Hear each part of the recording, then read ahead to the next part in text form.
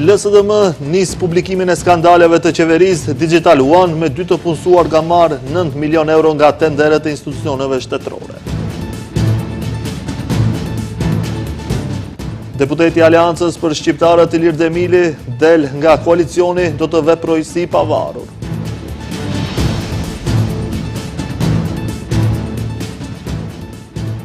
Drejtori i Fondit të Sigurimit Pensional dhe Invalidor thotë se pensionet do të paguhen rregullisht.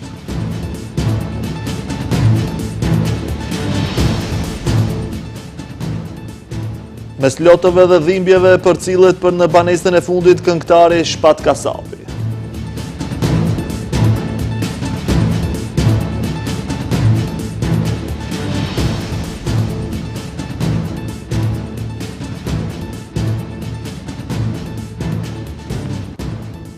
Shëndetje shikues të nderuar, jemi me lajmet në televizionin Shenja. LSDM ka filluar të shpalos skandalet për krimin e qeverisë së Mickoskit. Skandali i parë ka të bëjë me kompaninë Digital One, i cila ka vetëm 2 të punësuar dhe ka marrë rreth 9 milion euro nga tenderet e institucioneve shtetërore.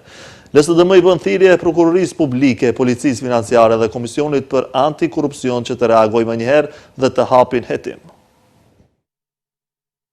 Partia opozitare maqedonase LSDM nga sot ka filluar të shpalosë, si shton, skandalet për krimin e qeverisë së Mickoskit.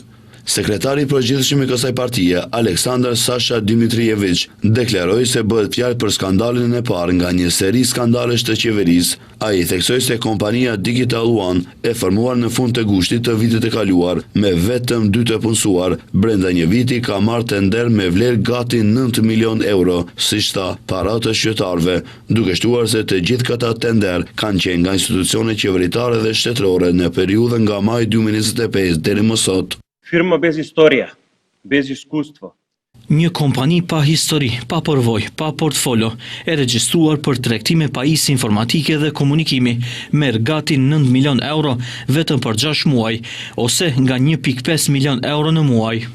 Ai theksoi se kompania është themeluar nga Kristian Arsovski, ndërsa nga 6 tender shtetëror sipas tij, 4 kanë qenë në sekretariatin e përgjithshëm të qeverisë. Marrëveshja e fundit, ai tha se është një marrëveshje kuadër për licenca software për një platformë virtuale në vlerë prej 8 milion eurosh. Si është e mundur që për një kohë kaq të shkurtër një kompani me 2 të punësuar të marrë gati 9 milion euro, pyeti publikisht Dimitrijević, duke shtuar pyetjen se a është Mickoski në lidhje familjare me ish-zëdhënësin e VMRO të PMN-së Dimçi Arsovski. Ako ova ne je klasična šema... Kjo është e njëjta skemë kriminale, i njëjti sistem kriminal i Nikola Gruevskit, i cili për 11 vite i grabiti Maqedoninë dhe 2 miliard euro pompuan nga qytetarët, për të cilat i gjithë opinioni dëgjoi në bombat. Mickoski është vetëm nxënësi dhe i ndëgjueshmi i tij. Sekretari i LSDM-s i bëri thirrje prokurorisë publike, policisë financiare dhe Komisionit për Antikorrupsion që të reagojnë mënjëherë dhe të hapin hetim. Ndërkohë, ish-zëdhënësi VMRO të PMN-së Dimçi Arsovski ka reaguar në profilin e tij në Facebook. Ai ka hedhur poshtë akuzat e LSDM-s për lidhjet e tij me kompaninë. Ai thotë se nuk ka lidhje familjare dhe nuk i njeh pronarët e kompanisë Digital One, e cila u përmend në konferencën për shtyp të sekretarit të përgjithshëm të LSDM-s Aleksandar Sasha Dimitrijević. Për të qartësuar gjithçka, nuk e njoh personin që është pronari i kompanisë, nuk e kam takuar, nuk e di si duket dhe nuk është i afërm me mua në asnjë mënyrë. E vetmja gjë që na bashkon është mbiemri. Nuk kam asnjë lidhje me ndonjë tender dhe as nuk kam pasur ndonjë lidhje me tender shtetëror, ka shkruar Arsovski. Për këtë, Arsovski akuzoi për manipulime dhe kërkoi një falje publike nga LSDM. Kërkoi publikisht falje nga LSDM nëse ju kanë mbetur fare pak dinjitet. Për dallim prej tyre, çdo deklaratë e imja ka qenë gjithmonë e saktë dhe verifikuar, jo si gënjeshtrat dhe trillimet e tyre. E di që ende i dhemb fakti që unë e shpalosja çdo ditë të vërtetën për krimet e tyre, ka thënë Arsovski. Deputeti i Aleancës për Shqiptarët nga krahu i Zjadin Selës, Ilir Demiri, periudhën në vijim do të veprojë si deputet i pavarur në kuvend. Megjithatë, mbetet e paqartë se nëse ky vendim nënkupton dhe largimin e Demirit nga partia. Deputeti Ilir Demiri do të veprojë si i pavarur. Për këtë vendim, ai e ka njoftuar kryetarin e kuvendit Afrim Gashi, njoftuar nga kabineti i kryeparlamentarit. Demiri u zgjoll deputet në njësinë e 6 zgjedhore si kuadër e Aleancës për shqiptarët nga krahu i Zjadin Selës, partia e cila në zgjedhjet parlamentare garoi në koalicionin Fronti Evropian të udhëhequr nga BDI. Vendimi i Demirit për të vepruar në mënyrë të pavarur vjen pasi Sela paralajmëroi largimin nga koalicioni me BDI-n. Kryesia qendrore, siç njoftoi Aleanca për shqiptarët me 18 nëntor, ka vendosur që partia të veprojë në mënyrë të pavarur, ndërsa deputetët e saj në kuvend do të formojnë një grup të pavarur. Pas diskutimeve thelbësore dhe shumë të rëndësishme, antarët e kryesisë unanimisht morën vendim për veprim autonom të Aleancës për shqiptarët, ndërsa në ditët në vijim, deputetët e ASH-s do të procedojnë në kuvend vendimin për të vepruar si grupi pavarur, njoftoi kryesia qendrore e ASH-s me 18 nëntor. Në përbërjen e kaluar qeveritare, Demiri ushtronte detyrën e ministrit të shëndetësisë nga shkurti deri në qershor të vitit 2024. Drejtori i Fondit të Sigurimit Pensional dhe Invalidor Nikola Memov tha se rritja lineare e pensioneve bëhet për tu përshtatur me kostën e jetesës dhe se kjo metodë është më e drejtë për të gjithë pensionistët. Ai siguroi se pagesa e pensioneve do të mbetet e rregullt dhe se nuk po shqyrtohet rritja e moshës së pensionimit. Drejtori i Fondit të Sigurimit Pensional dhe Invalidor Nikola Memov ka theksuar se rritja lineare e pensioneve bëhet për të harmonizuar me standardin e jetesës. Ai vlerëson se kjo rritje është e drejtë pasi çmimet janë rritur në mënyrë të njëjtë për të gjithë. Memov në intervistën javore të Radio Europës së Lirë thotë se pagesa e pensioneve do të jetë e rregullt dhe siguron se nuk po shqyrtohet rritja e moshës për pensionim. Memov thotë se ka 2 iniciativa nga qytetarë të dorëzuara në gjykatën kushtetuese dhe tani do të shohim se çfarë do të vendoset. Vendimi është para miratimit, pra është në zhvillim e sipër debati publik për këtë çështje të rëndësishme në shoqëri. Dua të theksoj se ndryshimi i ligjit për sigurim pensional dhe invalidor u miratua vitin e kaluar me kërkesë të pensionistëve. U mor ky vendim për harmonizimin e pensioneve sipas modelit zvicran, përqindje të zëvendësoj me rritje lineare të pensioneve, pra harmonizimi linear i pensioneve për të gjithë 345.000 pensionistët. Memov njoftoi se sipas ndryshimeve të ligjit të miratuara këtë vit në muajin mars, pensionistët do të marrin një rritje lineare prej 1.000 denarësh dhe se në shtator është planifikuar të rikthehen dispozitat e vjetra të ligjit për pensione, ndërsa sa i përket gjendjes financiare të fondit pensional, Memov theksoi se pensionistët mund të jenë të qetë pasi pagesa e pensioneve do të vazhdojë të jetë e rregullt. Në buxhetin e vitit 2026 janë parapar rreth 117 miliard denar për pagesën e pensioneve. Megjithatë, janë parashikuar edhe fondet për pagesën e sigurimit shëndetësor të pensionistëve, shpenzime tranzicionale, pra pagesat ndaj shoqërive pensionale të shtyllës së dytë. Për këtë arsye, qeveria do të sigurojë rreth 62 miliard denar, që është rreth 1 miliard euro. Memov tha se ky sigurim i qeverisë është për të garantuar pagesën me kohë të pensioneve, sigurimin shëndetësor të pensionistëve dhe kostot e tranzicionit drejt shtyllës së dytë pensionale. Pensionistët që mbështesin rritjen lineare të pensioneve njoftuan se të hënën me 1 dhjetor, pensionistët nga gjithë vendi do të protestojnë para gjykatës kushtetuese në Shkup me qëllim që, siç thonë ata, të vazhdojnë llogaritjen lineare të pensioneve. Ata bën thirrje për një prani masive për të luftuar së bashku për të drejtat e tyre.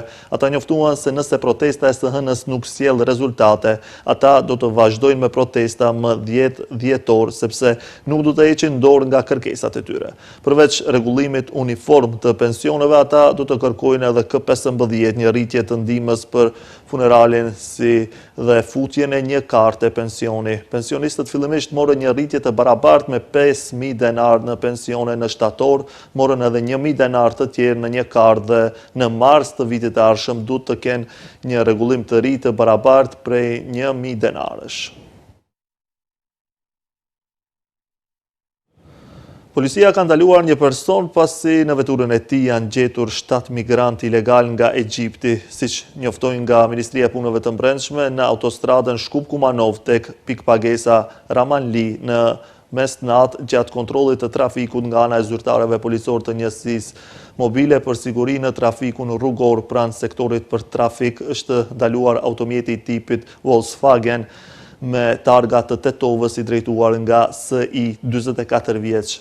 Gjatë kontrollit në automjet janë vërejtur personat të cilët gjatë verifikimit të identitetit nuk posedonin dokumente identifikimi. Gjatë bisedës me drejtuesin e automjetit ai ka deklaruar se po transportonte personat nga Gjevgjelia deri në Kumanov ku në automjet ishin 7 persona. Të gjithë sipas deklarimit të tyre ishin shtetas të Egjiptit të moshës nga 17 deri në 52 vjeç. Drejtuesi i automjetit dhe emigrantët janë privuar nga liria ndërsa pas dokumentimit të plotë të rastit nga MPB thonë se ndaj tij do të parashtrohet kallëzim përkatës.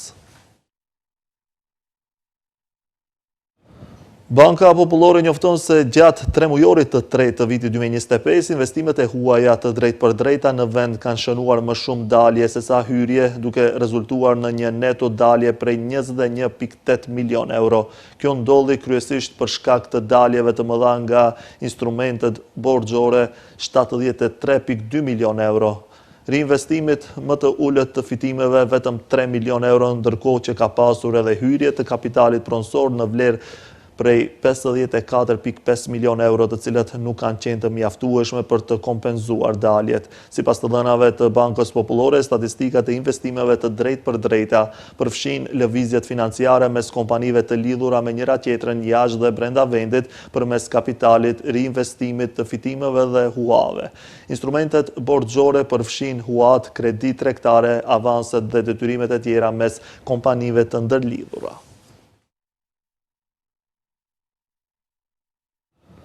Mes lotëve dhe dhimbjeve, sot ju dha lamtumira e fundit këngëtarit Shpat Kasapi, i cili ndroi jetë të ejtën në Itali. Familjar, miq dhe bashkëpunëtor bën homazhe në nderim të tij në Pallatin e Kulturës në Tetov. Motra e tij, Jehona, e prekull thellë nga dhimbja, nuk mundi t'i mbante lotët. Ajo tha se Shpati lindi me yll në ballë e i donte shumë fëmijët e pleqt. Ajo theksoi se amanetin e tij për djalin Roelin do ta kryej. Sot, Tetova u bë qendër e solidaritetit dhe respektit për komunitetin artistik, duke mbledhur një numër të madh artistësh, por kësaj here ata nuk mblodhen për të mbajtur një koncert, por për të bërë qytetin më të ngrohtë dhe më të dashur për një arsye tjetër, për t'i dhënë lamtumirën e fundit kolegut të tyre të dashur, Shpat Kasapit, i cili të enjte në mëngjes pas një sulmi në zemër ndroi jetë në moshën 40 vjeçare. Emocioni në rrugë tek Pallati i Kulturës edhe deri në Vareza ishte i madh. Në varrim, morën pjesë një numër i madh qytetarësh, familjar të ngushtë, artistë dhe qytetarë të tjerë. E vetmja gjë që dominonte gjatë ceremonisë së varrimit ishin lotët e të gjithë të pranishmeve, të shprehura nga mërzia dhe pikëllimi i thellë. Për shumë prej pjesëmarrësve, kjo ishte jo vetëm një varrim, por një ritual nderimi për një artist që la gjurmë në jetën e shumë brezave. Ndërkaq, para se të përcjellësh tepër në banesën e fundit, familjar, miq dhe bashkëpunëtor u mlodhën në Pallatin e Kulturës në Tetov, ku u mbajt edhe një mbledhje komemorative, nga ku në sallë, nëna dhe bashkëshortja dhe familjar të këngëtarit tani më të ndjerë prisnin njerëz që kishin shkuar për t'i ngushëlluar.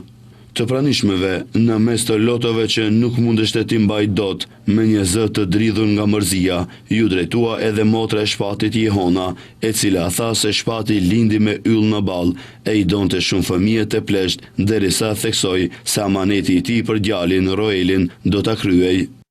Sot me zemër të thyer jemi mbledhur këtu për të dhënë lamtumirën e fundit vëllaut tim dhe tuaj, Shpatit.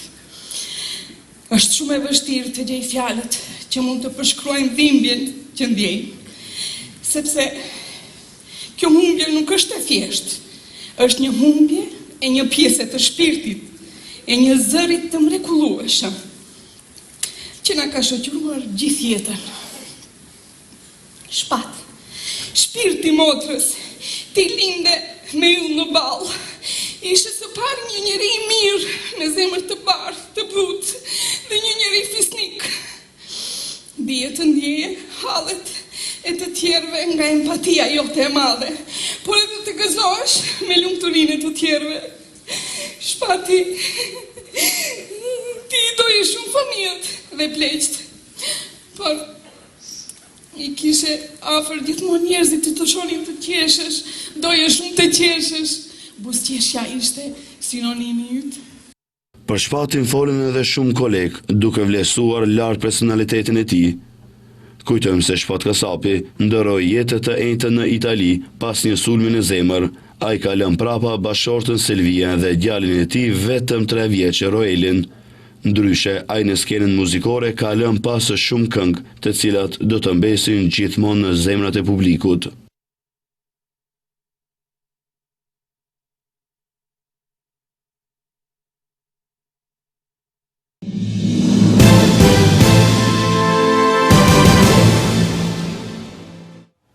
Aeroplani i parë luftarak pa pilot i Turqisë, Bayraktar Kızıl Elma, u bë aeroplani i parë luftarak pa pilot në botë që goditi një objektiv ajror me motor reaktiv duke përdorur një raket ajër-ajër me rreze të gjatë, veprimi gjatë një prove të kryer në brigjet e Sinopit. Shumica e projekteve të aeroplaneve luftarak pa pilot në të gjithë botën janë projektuar kryesisht për misione ajër-tokë, ndërsa asnjë platformë pa pilot nuk ka arritur ende aftësinë e luftimit ajër-ajër.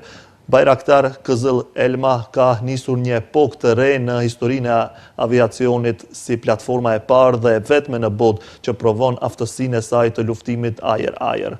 Për provën historike, 5 aeroplan luftarak F-16 u ngritën nga baza e 5 kryesore reaktive në Merzifon dhe u takuan me Bayraktar Kızıl Elma mbi qiellin e Sinopit, duke kryer një fluturim. Bayraktar Kızıl Elma shfaqi konceptin e arshëm të luftimit ajror përmes operacioneve të përbashkëta me pilot dhe pa pilot. Gjatë kësaj kohe, një dron Bayraktar AKNG shoqëroi gjithashtu fluturimin duke kapur momente historike nga ajri. Ushtria izraelite kreu sulme ajrore dhe shkatrime banesash në zonën e verdhë të kontrolluar ushtarekisht në rripin e Gazës herët sot. Sipas burimeve lokale dhe dëshmitarëve që folën për Anadolu, avionët izraelit goditën disa zona në Rafa, ndërsa anijet luftarake hollën predha drejt vijës bregdetare të qytetit. Mjetet ushtarake izraelite të vendosura pranë boshit Morak në verilindje të Rafaut kryen operacione pastrime dhe hapën zjarr të rëndë në zonë. Artilleria izraelite bombardoi pjesën lindore të Khan Yunusit dhe helikopterët hapën zjarr mbi ndërtesa, teksa në zonën u regjistruan edhe shpërthime të banesave. Një sulm ajror izraelit goditi lindjen e kampit të refugjatëve Al-Burej në Der Al-Bala në Gazën qendrore. Izraeli vazhdon të shkel marrëveshjen e armëpushimit të nënshkruar me grupin palestinez Hamas, duke kryer gati 500 shkelje dhe duke vrarë 354 palestinez. Që nga tetori i vitit 2023, ushtria izraelite ka vrarë më shumë se 70.000 persona në Gaza, kryesisht gra dhe fëmijë, dhe ka plagosur gati 171.000 të tjerë. Kjo ishte e gjitha për këtë edicion informativ. Faleminderit për vëmendjen, bashkë më rupafshim.